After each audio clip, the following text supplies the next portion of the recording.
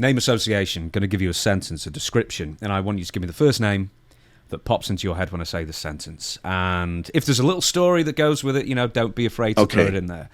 First if one I is... pause, bear with me. I've been hitting the head a lot. Don't worry about it. Do not worry about it. Next one is... next one. First, I've been hitting the head too many times. First one, excuse me. Funniest person in the locker room. And this can be any locker room. That would be, at the time, it would be either Ricky Morton or Brad Armstrong. Brad Armstrong was one of the funniest in the back. Hilarious. Yeah, and people won't believe it because when he'd be in the ring, it was all business. But in the back, hilarious. Everyone will believe that because I might as well call that the Brad Armstrong. Just say Brad Armstrong. Everyone says Brad Armstrong. Everyone loves that dude. Oh, yeah. Next one, last man standing at the bar in a drinking sense. Me. Come on. Okay, I should preface, can't say yourself. Okay, all right. Oh, wow. Oh, I don't know. I'm trying to think. Hard to remember at that time of the night who's still there. Oh, maybe I'll say Sandman. Good, fine answer. Did you ever see Ric Flair do the whole buy a load of shots then dump it over his shoulder kind of thing? Or no, but I've heard the stories, and I've heard. I'll tell you this story. I got stooged out eventually. I was in upstate New York. I can't remember if it was which city it was in, but for an indie. And I had an early flight out the next morning, so all the wrestlers were, we knew we were going to go to hit the bar afterwards, and all the wrestlers were going, "We're going to get you so trashed for your flight," because it was an early flight. And so I had one of the guys drive me, and we got to the bar first before everyone else. And I tipped the bartender, and I tipped the waitress, and I said, "We're going to be doing shots of Sambuca all night." I said, "Make mine a water," because Sambuca is a clear, Mm-hmm. So, and everyone was taking turns buying trays of shots of Sambuca. And I was selling it too when I do that shot. I'd be like, "Oh, whatever." Well, the next morning when I got, one of the boys calls me and he goes, "How you feeling?" I go, "Well, I'm fine." Why? He goes, "So many of the guys are sick today." So, I said, "Well, if they wouldn't have threatened to get me trashed, Isn't that where the gargling rule came in? At some point, the Jack Daniels gargling rule or something like that, because that sort of proves that you've drunk it. Well, no, I was drinking mine, but they were water. Oh, I know that, but to sort of prevent the over the shoulder or the over the shoulder. Yeah. I've never heard of the gargling rule, but I don't know. I've never seen someone just throw it over the shoulder. I don't know. Well, you've never been in a bar. I never ran into that. Yeah. Maybe I have seen someone standing next to either a garbage can or something else, and they'll just throw it in the garbage can, but not over the shoulder. That's too obvious, I think. No, fair enough then. Next one is the most beautiful woman wrestler / valet in real life. Beautiful as in how? Looks, personality, everything? Anything you want, I guess. Normally I'd say for looks, but as a whole package.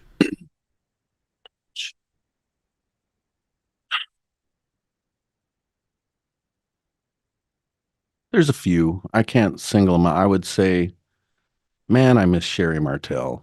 What a sweetheart. Sherry Martel, Francine. We've always been tight. We're still tight. We're still like brother and sister. We still keep in touch. There's so many sweethearts out there. Oh man, Luna Vachon. I miss Luna. She was another sweetheart. I don't know, but those two are two of my favorites. Was years ago. Sherry Martel and Luna Vachon were always two of my favorite wrestlers / valets. And a few fine names as well. Biggest bully. Not going to say you, are you? No. Oh, right. Yeah. I get in front of these guys who are 6'6" and poke them in the chest. They go, "No, I don't want to say it." That's fine. Usually everyone in the business knows anyway. So. Right. Most picked on, so most bullied, I guess. Oh wow.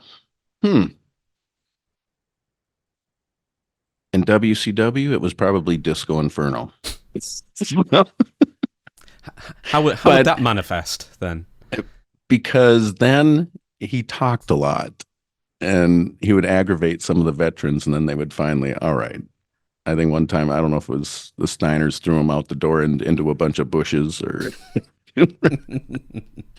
so yeah, probably Disco at the time. Next one is smelliest wrestler. My favorite question to ask. Oh gosh. I couldn't tell you who, but over the years on indies and stuff, guys who just won't clean their gear. It was disgusting. I hate when you come back after a match and you can smell the guy on you. It's just, come on, have a little hygiene, something. Wash your gear, anything. Next one. I won't even say his name, but I had a guy, his gear was like these old greasy coveralls, and his shoes looked like old boxing shoes or something that were just falling apart. He had them duct taped together on the around the feet and stuff, and his hair looked like he hadn't washed it in a month, just greasy. And every time he would go to pick me up, his hand smelled like urine. I was just so grossed out. It was just so disgusting. He wasn't wearing like leather or anything, was he? Because I believe that's the kind of thing that absorbs the stench and you can never wash it off. No. And his outfit looked like what I could describe as a boring rodeo clown. It was just, yeah. Did you ever get the stench of icy hot out of your nostrils for years? Um, I hated the hot stuff because if it gets in your eyes, it's burning, and it would make it would just annoy my sinuses and make it hard to breathe and make me and irritate my throat and make me want to cough. So when guys would wear it, it just wasn't fun. But I a lot of matches I would take like the Vicks vapor rub and just line the inside of each nose or put it a little bit under each nostril, and it would help open up your sinuses and help you breathe better out there. And I guess mask some of the smells as well. So that's Yeah, a good idea. The nicest person in wrestling. Bobby Eaton. I WCW. I had a look in my hood. One of the seams was coming undone, and so I just asked in the locker room. I said, "Does anyone have a sewing kit?" And Bobby goes, "I do." And so I go over. I go to grab it. He grabs my hood and starts sewing it. And here I am. I'm sitting there going, "I'm nobody." And here's this legend sewing my hood together for me. It was just so surreal. But what a great guy. I hear Bobby Eaton also had like the biggest bag as well, that he just seemed to have everything in it. Oh, yeah. It seemed like, yeah, he was prepared for anything. Where are we in this list? I haven't got my glass on. Most high strung, like edgy or nervous. Hmm. Boy, I couldn't tell you. Because, there's some guys you wrestle and they're nervous, and it's probably someone I don't even can't remember what their name is or who they really were really, because throughout my whole career I've always done indies. The only time I didn't do indies was when I was in WCW and WWF. But ECW I could do indies, Ring of Honor I could do indies, TNA I could do indies. So I did indies through my entire career. So and most of those were guys I never heard of before, didn't know what they do, whatever. And a lot of those guys were pretty nervous. And I'd always have to tell them, relax, we're just going to go out there and have some fun. Next one, sort of from one end to the other, is the most talented wrestler you ever worked. Brad Armstrong. Fine answer. Fine answer. I was like I was in the ring with nobody. He did all the work for you. He kicked his own ass for you. You just had to go through the motions. It was amazing. It was like I was in the ring with no one. It was amazing. Smoothest wrestler ever. Best. You actually predicted one of the future questions, smoothest wrestler. So there we go once again. Cheapest wrestler on the road. Barry Horowitz. Not the first time I've heard that name. Barry Horowitz. I'll never forget. We were traveling back and forth for Global from Nashville to Dallas every week, and we'd always have to stop in Dallas at this Chinese restaurant because they had for lunch. It was like $3.97 or something, and it was horrible food. But he always had to stop there because it was the cheapest lunch you could get. Was it a buffet by any chance? I don't think. Can't remember if it was a buffet or it was just lunch specials, but it was brutal. Next one, the crappiest building you ever worked. Oh, That would be probably, hmm. I think it was a building in Metropolis where they have this Harrah's Casino there. And I don't think the building looked like it should have been condemned. I don't even know if it was legal to even hold a show or have people in the place. So So it's almost like a midnight rave. They just sort of just took it over and hope for the I, best. I think so. But that one stands out to me. And I'm trying to think if there's so many. There are so many where you're wondering, we're probably not even supposed to be in here. The grumpiest wrestler. Grumpiest. Probably Ole Anderson. Mm. Was he hanging about WCW much in the mid 90s? No, I saw him. I'm trying to think. I didn't run into him much, but the time I saw him, he wasn't in a good mood. But I've always heard he was always that way. But all I can say is from the first time I saw him, it wasn't, he wasn't happy. Well, I'll ask you a few more of these and we'll have a little break. Loudest spot caller. I've never worked with him, but I've always heard a lot of guys say John Cena. That's a name that comes up quite a lot with that one. So I couldn't tell. I'll tell you a story one time when I first was in Memphis. I had a head cold. So, and I wasn't used to driving up and down the mountains and stuff. So my ears were plugging up really bad. And I had a match with Dirty White Boy. And I wasn't used to his strong Southern accent, and my ears are plugged up, and he's got me in a headlock or something, and he's calling this spot, and I'm like, what? And he calls the spot, and I go, what? And finally he just grabs my chin and my head and turns so his ear is at his mouth, and he goes, I said tackle, drop. And he started I had to tell him after the match. I said, I am so sorry. I got a cold. My ears are plugged up. I couldn't hear a thing out there. But that's when you called everything out in the ring too. So next one. The worst bump or move that you just hated to take? Body slam. Why? I thought they were one of the easiest. Or does it impact your knees?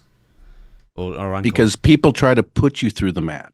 No, let gravity do the work and use some body language. Let gravity do. No, they try and purposely throw you down as hard as they can. No, you can just use body language, follow through with your arms, and let gravity do the work. No, it's so many big guys just slamming me down so hard. It was ridiculous. Most legit tough badass.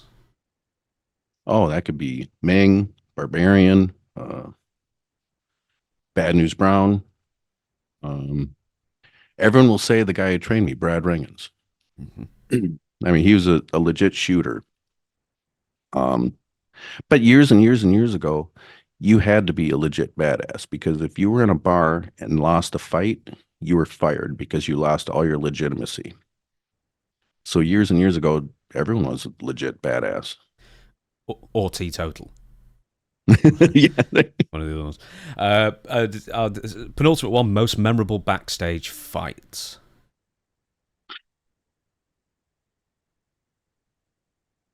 I didn't see a lot, because my luck, I'd always get there too late, which, I wouldn't say luck, who wants to see it anyway? I want to go to work and have fun, but I missed it. I got there right after the Paul Orndorff Vader fight in WCW.